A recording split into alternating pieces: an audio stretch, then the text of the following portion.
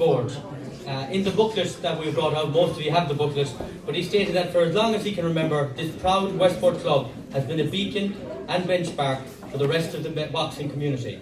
He has boxed at all levels, but it said his greatest achievement has been in coaching, judging and refereeing, where he has represented Ireland at all levels all over the world.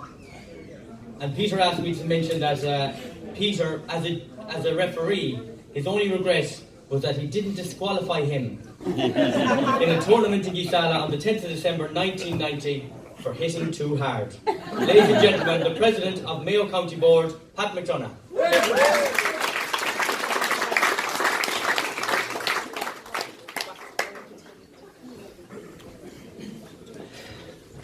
Reverend Fathers, honoured guests, ladies and gentlemen.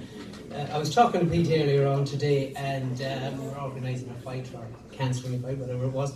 He didn't let on that this was going to be happening, so it's a little bit short notice, but like all good Boy Scouts, I put down a few notes just to make sure. Now, about disqualifying, obviously he got me mistaken with somebody else. I wouldn't put a hole in a paper bag. But anyways, this is an evening about remembering and about looking back and about remembering fond times, and as coaches and as boxers, we remember different things, and our boxers remember different things, and they regale us with stories, and you think, oh, I forgot about that.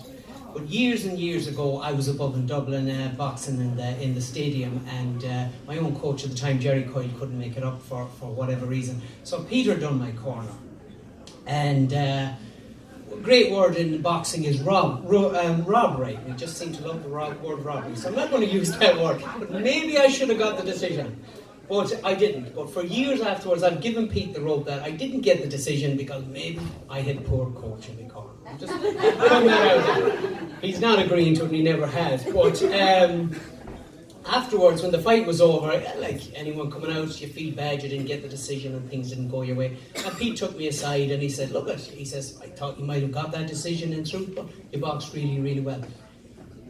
Words of encouragement and the passion that he showed for me as a boxer, and he hadn't worked with me before, and I was new to the whole thing. It really rang true for me, and I suppose that's why I'm here today, and that's why I've got this prestigious, highly paid job. Then I must ask for a pay rise because this wasn't part of the gig at all. But anyways, I guess that's why I'm still here and I'm still involved.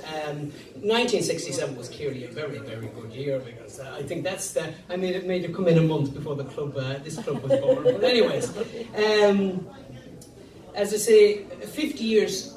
For any club to keep going is a fantastic achievement. Clubs have come and gone down the years, and all of the more senior guys in the room will tell us that have been involved with boxing about the different clubs that have come and gone. So to keep a club going, it takes tremendous dedication and passion and just a will that you want to keep it going. And I don't know, that seems to be an innate thing in us boxers or us boxing people. We love to keep things going. I don't know, do we just love the fighting or what is it? But it's a credit to all at St. Hands. And again, we talk about Peter because Peter is the front guy, but it's never about one person. The club will never keep going depending on one person. It's the guys in the background who are cleaning up the sick and mopping out the toilets and having to set up the ring when there's nobody else around. That's what keeps boxing going. It's the guys who come in, week out to the clubs, who give their time to the kids, who put the kids in the club a lot of the time before their own kids. And I suppose we all have to go home and try to explain to our wives and our partners and husbands that we've spent so much time with, but we do it for the greater good, and Peter has been a beacon for that. As I said in my letter, St. Anne's has been the standard bearer for us all. They have led the way all the way through, and I suppose us in Gisala Boxing Club, that's my club. And thinking back, and I was even thinking about it on the way up, maybe Peter didn't try his best that night for me in Dublin because, you know, he was afraid maybe we'd get another title and we'd close the gap. We're two behind, but I intend to push hard. In my time, I look back and I see the likes of John O'Boyle, I see Joe Lavelle in Ballina, I see Sean and Eamon Harkin in Castlebar, I see Johnny Geraghty, Tommy Burns, you know, and Peter Mullins, and these were the established clubs at the time. These were the clubs that were leading the way, and these were the clubs we looked up to. These were the boxers we looked up to. We were only a new club. We didn't start off in '79, so when we looked at these guys, these guys were leading the way. These guys were showing us how it's done. So it's an absolutely fantastic honour for me.